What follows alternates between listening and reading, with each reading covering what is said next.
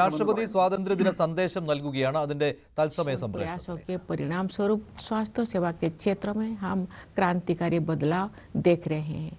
इस योजना के तहत अब तक 55 करोड़ से अधिक लोगों को सुरक्षा कवच प्रदान किया जा चुका है।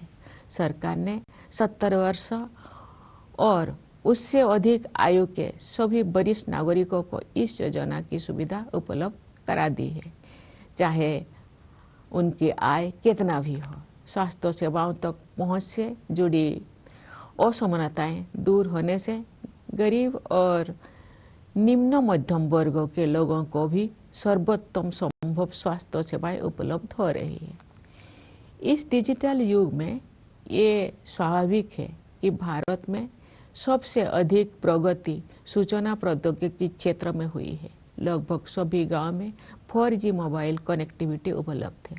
शेष कुछ हजार गांव में भी ये सुविधा शीघ्र ही पहुंचा दी जाएगी। इससे डिजिटल भुगतान तकनीकी को बड़े पैमाने पर अपनाना संभव हो पाया है।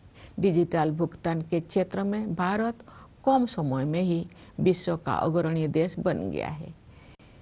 इससे डायरेक्ट बेनिफिट ट्रांसफर को भी बढ़ावा मिला है तथा लक्षित लाभार्थियों तक कल्याणकारी भुगतान बिना किसी रुकावट और लीकेज के पहुंचना सुनिश्चित हो रहा है। दुनिया में होने वाले कुल डिजिटल लेन देन में से आधे से अधिक लेन देन भारत में होते हैं। ऐसे बदलाव से एक गतिमान डिजिटल अर्थव्यवस्था का निर्माण किया गया है, जिसका योगदान देश के सकल घरेलू उत्पाद में साल दर साल बढ़ रहा है। आर्टिफिशियल इंटेलिजेंस टेक्नोलॉजिकल एडवांसमेंट का अगला चरण है जो हमारे जीवन में अपना स्थान बना चुका है। सरकार ने देश के AI क्षमताओं को मजबूत करने के लिए इंडिया AI मिशन शुरू किया है। इस मिशन के तहत ऐसे मॉडल विकसित किए जाएंगे जो भारत की विशिष्ट आवश्यकताओं को पूरा करेंगे। हमारी आकांक्षा है कि वर्ष 2047 तक भारत एक ग्लोबल AI हब बन जाए। इस दिशा में सामान्य लोगों के लिए तकनीकी प्रगति का सर्वोत्तम उपयोग और प्रशासन व्यवस्था में सुधार करके उनके जीवन को बेहतर बनाने पर विशेष ध्यान दिया जाएगा।